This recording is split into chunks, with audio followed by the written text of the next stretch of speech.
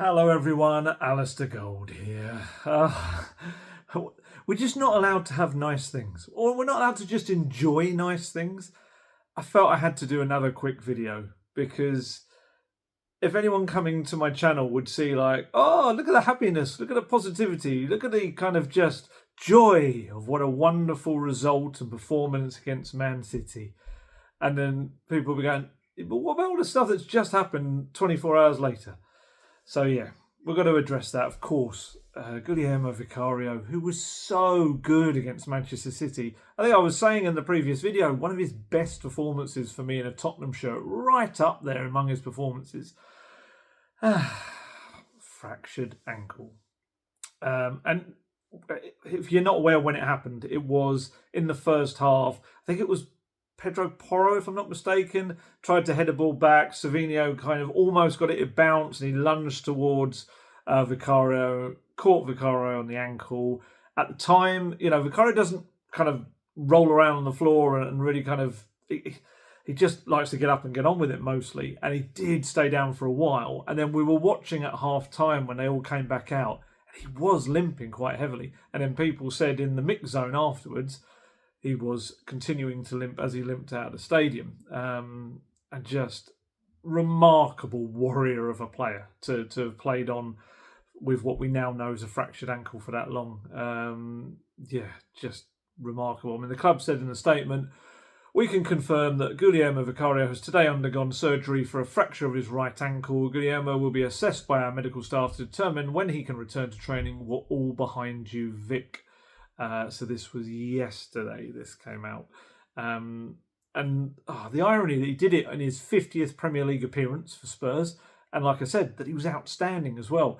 He later in the evening put out his own post, which said, sometimes football gives you its highs and sometimes it challenges you in ways you don't expect. I played 60 minutes at the Etihad with a broken bone in my ankle, giving absolutely everything I had for the team. Unfortunately, there was no way around this one. I needed surgery. I'm disappointed I won't be able to help the team for a while. A massive thank you to the doctors and the staff. The operation went well, and from tomorrow I'll be working hard to come back stronger, fitter and ready to give my all for you again.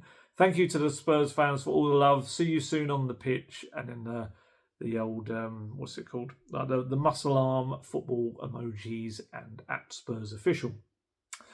Understandably, lots of his teammates saying nice things to him in the replies and also in Instagram stories. People like Højbjerg saying nice things about him as well, saying that, he's a strong guy and all this sort of stuff. It's just mind-blowing, isn't it? It's just like, we can't have a bit of joy without a bit of pain. That is the world of Tottenham Hotspur. It's almost like, there has to be balance in the force. We can't enjoy things too much. We've been talking about the goalkeeper situation. We spoke about it in maybe the video before last. I was speaking about the fact that Spurs are... the indication is that they're going to be looking for a long-term person to compete with Vicario, and there was potentially that was going to happen in January. And this whole situation now kind of probably accelerates that to a degree, because Spurs, it looks like they're going to have to do without him for, let's say, months. Months is probably the term. It's not like he's going to be back next week or the one after. This is going to take a little while. We may hopefully find out more on the time frame from Postecoglou tomorrow at his press conference, but you know how these things are. They're very rare. They kind of give you anything exact because you don't know kind of how bad the fracture. It's one of those where I've had some people saying, oh, but he played on it, so it can't be that bad. But then on the other hand, if you need surgery, it's got to be to a certain degree as well. Otherwise, you would just allow it to heal by itself. And so no Vicario. So where do the Spurs go from here? Obviously, next in line is Fraser Forster. He was probably, you would imagine, going to start against Roma on Thursday night anyway. Now, I think pretty much he'll definitely have to start because they'll have to get him as much sharpness as they can to be ready for Sunday and Fulham coming to town as well. And because this is the thing. Look, I know a lot of people have kind of gone, like, it's Fraser Forster, oh no, kind of thing. What I would say about Fraser Forster, I feel he's got a little bit too much stick. I do feel like whenever we've seen Fraser Forster, it's been here and there and the odd little moment, and he's kind of had to come in a little bit cold and perform. Probably the one time he had a bit of an extended run was when he came in for Hugo Lloris towards the end of the season before Postecoglou came in. And actually, he was kind of good enough during that period that it got him a recall to the England squad. That was only last year. Let's not forget that. You know, it's a situation that, of course, should have been done. Look, is he a perfect fit for the Postecoglou system? Is probably the best question to ask, isn't it, about Fraser Forster? No, he's not. Yet he was given a new contract last season, and that is not something that would have been given without Ange Postecoglou saying yes to. And look, we know there's a lot more to Forster. He's a bit of a kind of a strong personality behind the scenes. Everyone loves him at the club. He's a top professional, trains really well, and he's had a couple of. Alkmaar. He was very good against Alkmaar. Differing kind of performance, a mixed performance against Galatasaray. Some moments he was a little bit sloppy, but he also saved so many shots and stopped it probably being a double-figure scoreline. So, and I don't think his passing's as bad as people make it out to be. I remember, what was the early one? I can't remember what it was. One of the games, I remember actually his footwork being better than I thought it was going to be. Essentially, it's scary pretty much with any goalkeeper having to pass around at the back in the Postecoglou system. It's terrifying to watch regardless of whether it's Vicario or Forster. Yeah, it's going to be, like I say, is he the best fit for the system, the Postecoglou system? No, he is not. Should a more fitting number 2 have been brought in over the past, especially if you're going to hand Brandon Austin a 5-year contract, but then not really trust him to play any matches yet? Then yes, probably a more fitting number 2 should have been brought in to challenge and compete with Vicario. That is going to happen. But yeah, my feeling is that I think they'll likely give Forster the chance now for the next, to get to January and have a think about it and assess the situation and where they're at and what they can do, because there's 2 different options available. Sorry, there's one available option. One of them isn't probably an option. There is a setup where you could get an emergency loan. However, I can't see that Spurs will be able to make that case because they've got 3 senior goalkeepers there, each over the age of 25. They've got loads, and they've also got Luca Gunter there as well, as 19, very talented. You've got Josh Keeley, who's out on loan at Leyton Orient. 3 clean sheets from his past 5 matches in League One. Although I'm not entirely sure, if I'm going to be completely honest, I'm not entirely sure whether you could bring him back now or whether you have to wait till January. Often the recall clause is in January with loans. I don't know how it works in that scenario. But essentially, they've got so many goalkeepers, I can't see. Can you imagine them going like, yes, we need another goalkeeper, please. Yes, we need an emergency goalkeeper. And they're like, who's that? And they're like, Brandon, stand behind that corner. And who's that? Alfie, get out of the way. It's like, it doesn't really work. There's so many goalkeepers there. Whether they're good enough, whether they fit the system, that's all other questions.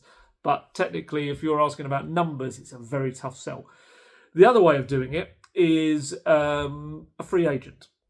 So I was actually surprised at this. I thought it was too late to bring in a free agent, but Guesty was doing the digging around today and talking to people around the Premier League and everything.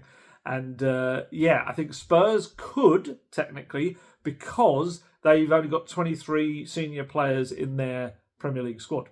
So that means they've got 2 spots. So yes, they could, if there was a free agent on the market they desperately wanted, they could bring them in and apparently they could be registered, which did surprise me.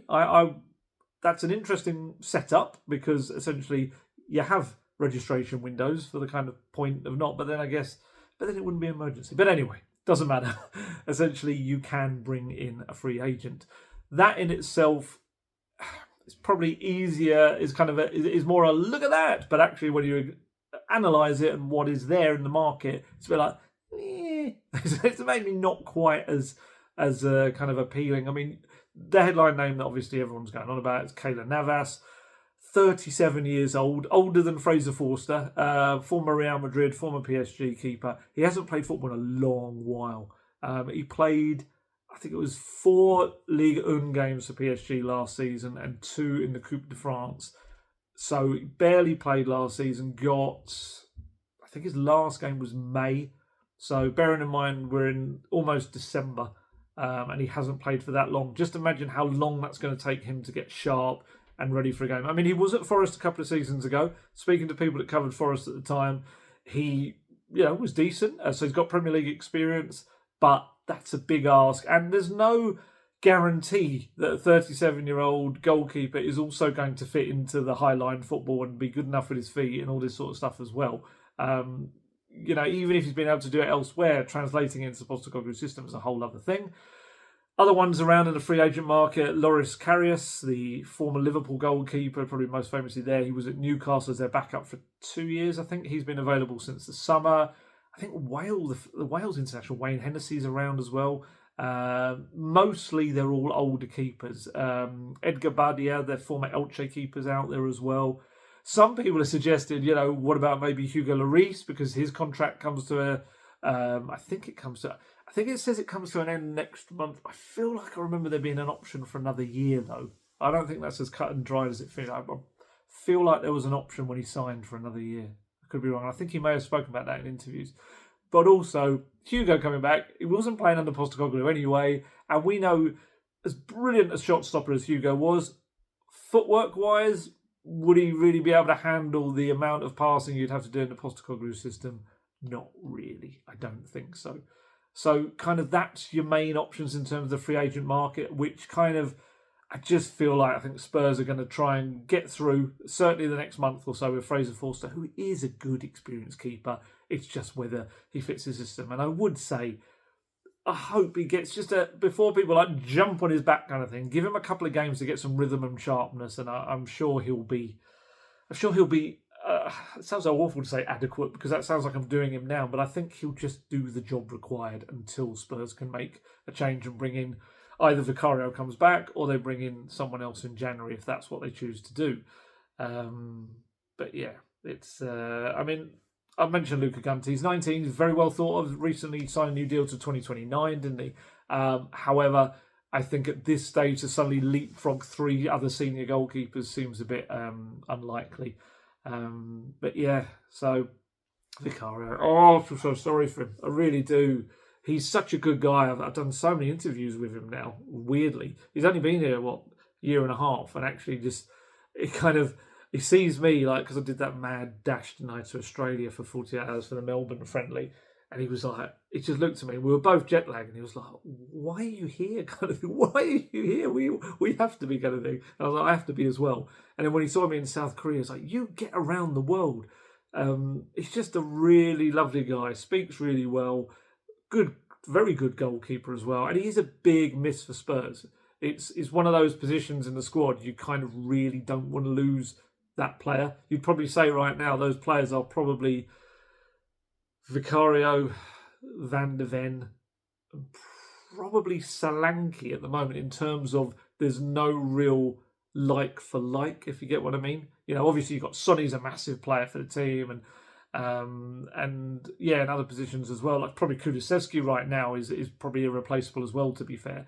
But yeah, it's just like Vicario's. None of the other keepers are as like him. That's an awful sentence, but you know what I mean. They don't have the qualities he has that fits the system as well. We can only go on the coaching staff and Postecoglou's decision-wise when it comes to Brandon Austin and Alfie Whiteman, because we don't really see them. We've seen Brandon Austin in a couple of friendlies. That's about it in the Postecoglou system. But yeah. So yeah, I want to speak about that quickly. And I thought I did promise in a previous video that I'd do a quick loan roundup as well. So I thought, as this was going to be a short video anyway, why not tag that on the end as well. But yeah, so we'll find out more about Vicario, more kind of, maybe a little bit more kind of detail and time frame, but certainly months is what it's looking at right now. And whether that is, 2 months, whether it's 3 months, whether it's more. Also, I was trying to think of ankle ones. It's so difficult because you could pluck a player out of the air that's had an ankle surgery, ankle operation in recent seasons, but it might not be the same kind of thing. So, like Basuma had ankle surgery; he was out for a while. Was Madison ankle as well? I think it might have been. I'm trying to remember now. But yeah, it's you just don't know what kind of degree, what severity it is. And again, that might be what we get from Postecoglou tomorrow, hopefully. So that's Vicario. Loan roundup quickly. Goals galore for the loan army from Tottenham Hotspur. So if you're not aware, Spurs got 14 players out on loan right now across the Football League, Spain, France, Belgium, all, and actually a trio of young goalkeepers out in non-league football as well, all trying to either impress Postecoglou from afar, get a move somewhere else eventually permanently, or just get experience. There could be young players doing that. Pierre Mohoibier at Marseille. I'm not really going to speak about him because he's got an obligation to join them anyway. So although he's part of the loan army, not really a loan player as it was. He is, but he's not going to come back to Spurs. I am including Luka Vuskovic in this because although he is technically not a loan player, it's just nice and easy to do it because Alfie Devine's playing with him at Westerlo, so we can kind of keep an eye on both of them at the same time. So we're going to start with Brian Hill. Brian Hill had an amazing weekend.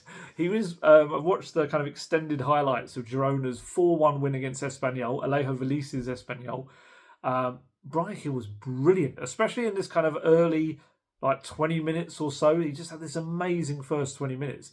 Opened the scoring 4 minutes into the match himself. Hit this powerful low shot, really nice one. Imagine a Brendan Johnson one when he runs in the box and hits it in the bottom corner. But this was kind of Brian Hill with his left going into the other side, coming in from the left side of the box. Really nice one.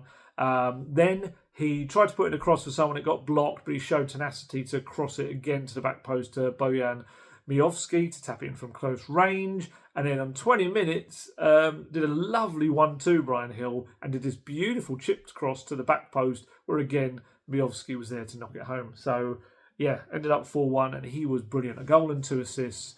I think his numbers now is 16 appearances for Girona, 3 goals, 3 assists. He's played 1,038 minutes.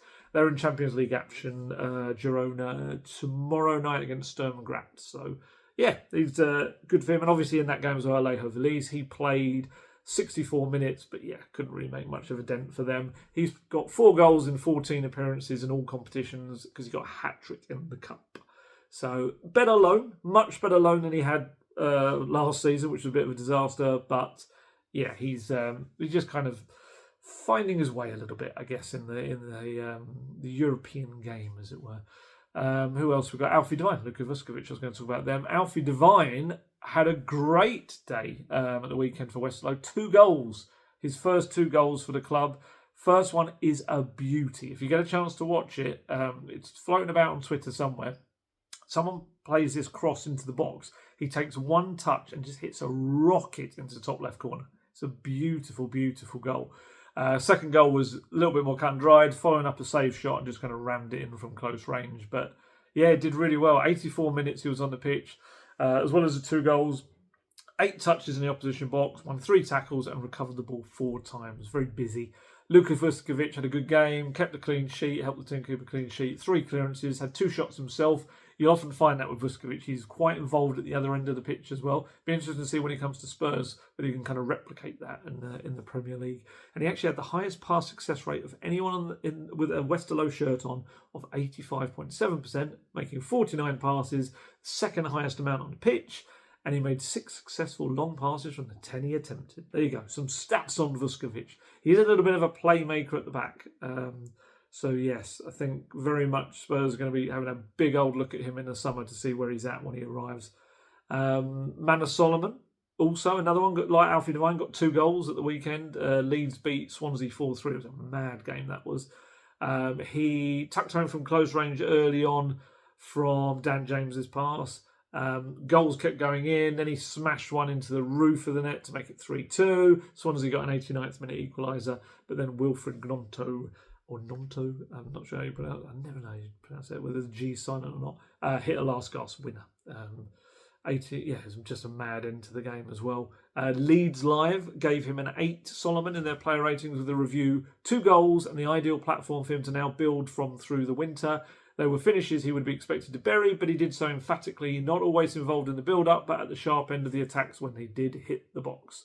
So he's had a hamstring injury couple of months, maybe a month or so back. So he hasn't had loads. He's only had 9 appearances, 2 goals, 1 assist.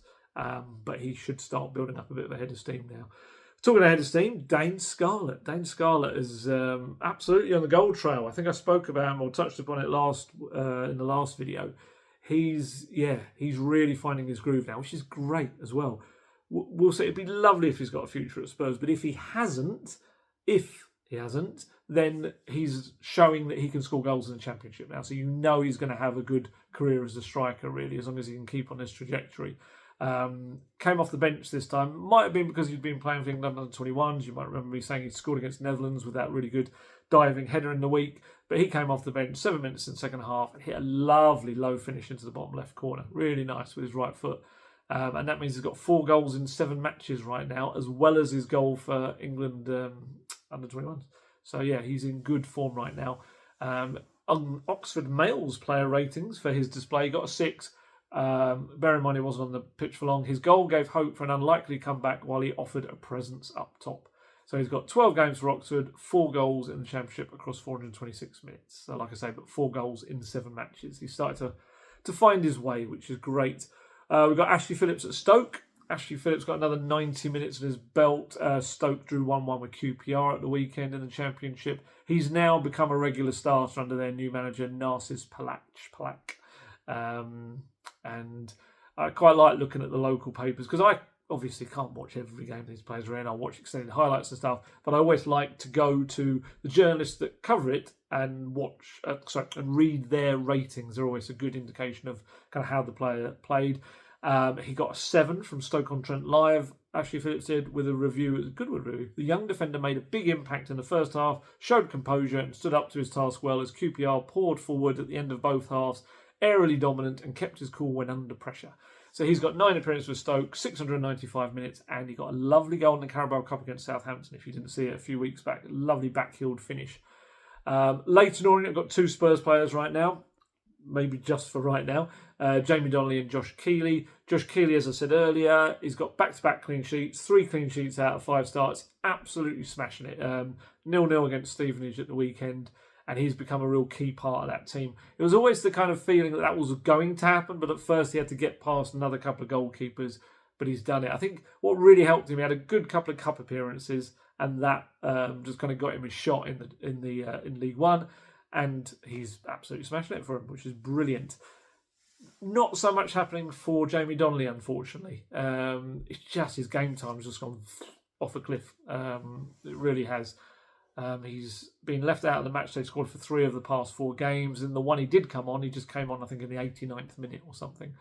It's just Richie Wellens as a manager. They just seemed to really like him at the beginning, and then something's happened, and he's just decided he's not for him by the looks of it, or maybe he wants more from him or something.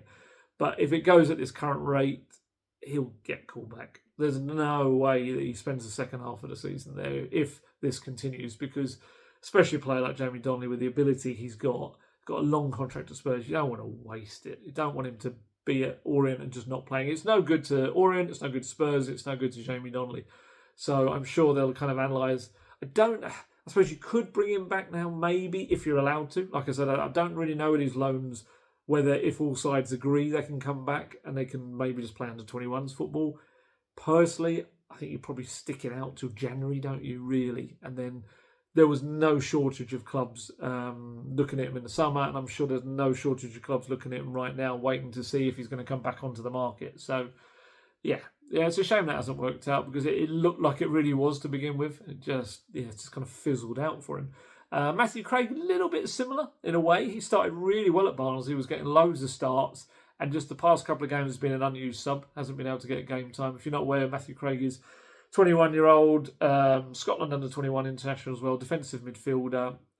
He's got 15 appearances under his name in League One this season, so he's getting those, and 2 of those in the Carabao Cup as well. 862 minutes, so he has played a fair bit. It's just recent games he's been a little bit kind of waiting for his chance patiently.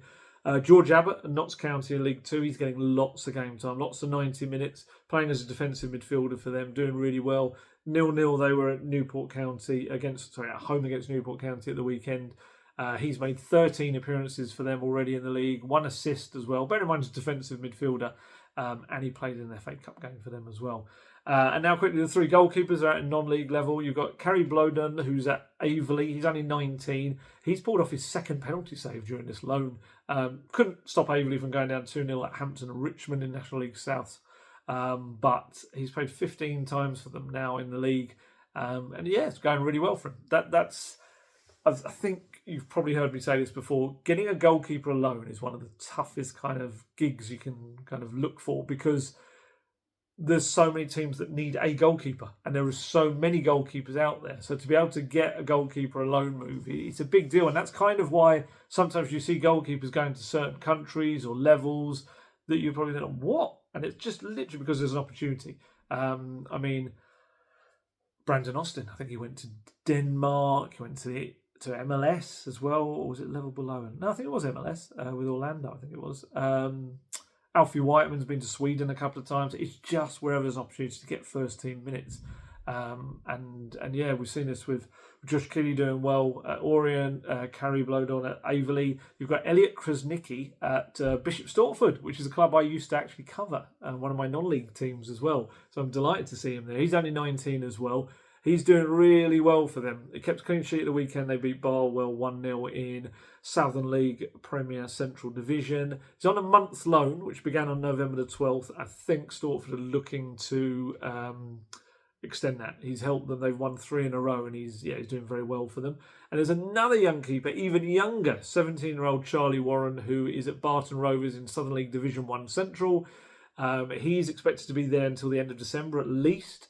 Didn't have a game at the weekend, but he's really impressing there as well. So the irony, you've got 4 goalkeepers all doing really well at their respective clubs, and the Spurs' main goalkeeper is out right now. I'm not saying any of those 4 goalkeepers would be playing right now anyway for Spurs, but it's just certain irony that goalkeepers are doing really well, and you've got Spurs' main man, unfortunately. He did a Instagram post today of his foot in a big kind of boot, essentially saying day 1 and then the hourglass that they always do. So yeah, what a nightmare! What an absolute nightmare! Cruel, cruel world. It giveth and then it taketh away. Especially if you're a Tottenham fan, it seems. So that was it, really. It was just, like I said, a kind of a far shorter update, just quickly going into the Vicario situation, what Spurs can do about it if they choose to. I'm sure actually that will be something Postecoglou will be asked tomorrow. Are you going to bring in a free agent? I would imagine he'll probably be quite clear on that. I could be completely wrong. I'd be very surprised if he goes, we'll think about it as the weeks go on. I would imagine he'll want to give his backing to Fraser Forster if that's what they're going to do. Because also, it does look rubbish towards them. I know that shouldn't be the be-all and end-all of a decision, but it looks so rubbish to Forster, Austin and Whiteman if they go, yeah, we don't actually trust any of you and bring in someone else. I know the game isn't about being nice, but kind of almost like Postecoglou's made those decisions. The club have made those decisions with those goalkeeping setup they've got. I mean, we're all talking about the fact that, and now it looks typical, isn't it? Myself is massively included, moaning about Fraser Forster being in the Europa League squad and Jed Spence not being in it. Kind of almost thank goodness he is, because he's going to need that game, especially tomorrow, and the games that we've already had, to kind of get some sharpness going into what will now be a run in the first team, the Premier League side. And we may even see that potentially, maybe for some of the next couple of games, if Forster is playing, we might see Brandon Austin finally get his debut in the competition as well. So, yeah. They've got so many goalkeepers. They've essentially made those choices to have those goalkeepers as the second and third in line or whatever. When your number 1 goes, you kind of got to stick to your guns on what you decided, haven't you? I think that's the way it will go. We'll see what Postecoglou says, but it would kind of seem, kind of almost going back on everything you've decided to not do that. And also, he's not really a short-term guy, is he, Postecoglou? We've kind of established this on various other cases as well, centre-back being one of them. We'll find out about that. So tomorrow we've got the open training in the morning, which we'll see 15 minutes of, and then the press conference. And then, of course, they play Roma on Thursday night. I'll try to do a video either Friday night or Saturday morning about that game. Depends kind of when work is done and all of that. Because, as you know, I always do these in my spare time. And there we go. So, Let us know what you think about the goalkeeping situation, what Spurs should do in the comments below. Always interested to see what people think. And yeah, right, time to head off. And I shall see you again after Roma. Hopefully Spurs can get a win and really take command and put themselves in a very strong position. So there you go. Time to head off. As always, stay safe, stay healthy, look after yourselves. I shall catch you later. Goodbye.